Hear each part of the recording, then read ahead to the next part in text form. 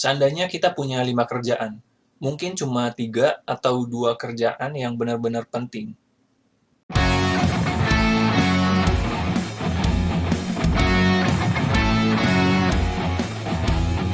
Halo teman-teman, ketemu lagi bersama saya, Yasir Fadilah.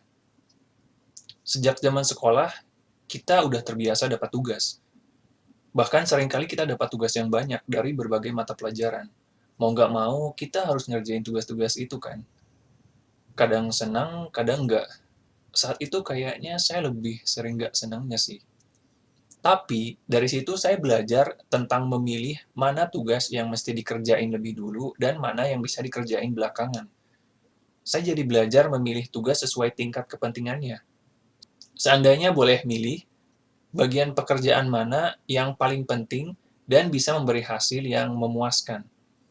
Maksudnya memuaskan dalam hal penghasilan atau kepuasan batin. Di pekerjaan, kita mesti tahu mana kerjaan yang penting. Penting karena bisa dapat penghasilan yang banyak. Penting karena ngasih dampak yang besar. Penting karena bisa ngasih kepuasan batin yang maksimal. Seandainya kita punya 5 kerjaan, mungkin cuma 3 atau 2 kerjaan yang benar-benar penting.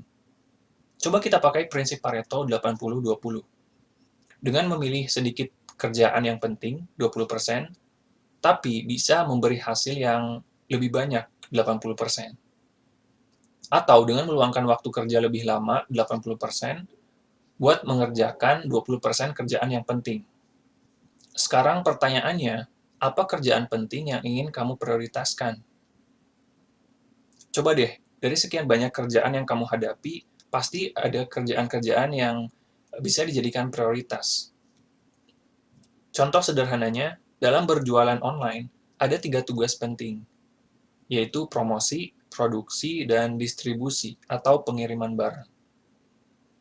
Kita mesti mengutamakan tugas atau kerjaan penting yang menghasilkan lebih banyak, yaitu promosi.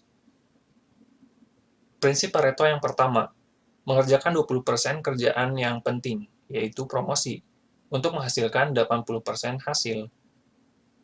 Ya, promosi bisa menghasilkan hasil lebih banyak karena mendatangkan banyak pembeli atau customer.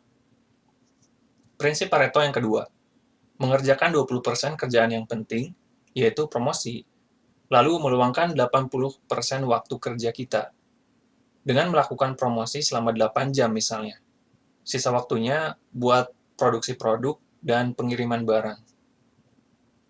Mungkin masih ada cara lain, tapi dengan memakai prinsip Pareto pun, kamu bisa menentukan mana kerjaan yang mesti didahulukan dan diutamakan. Kadang, buat mendapat hasil yang baik, kita nggak perlu menambah kerjaan.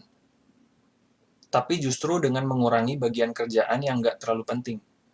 Mengurangi kerjaan yang membuang waktu, atau kerjaan yang memberi hasil sedikit. Apa bagian kerjaan yang bisa kamu kurangi? Kalau kita tengok ke belakang, sebenarnya banyak waktu yang terbuang karena fokusnya terbagi ke banyak kerjaan. Atau kita terlalu fokus sama kerjaan yang memberi hasil sedikit. Padahal ada kerjaan yang lebih penting yang mesti kita dahulukan, karena bisa memberi hasil yang lebih banyak atau lebih maksimal. Jadi, mari kita pakai waktu kita lebih bijak buat bekerja.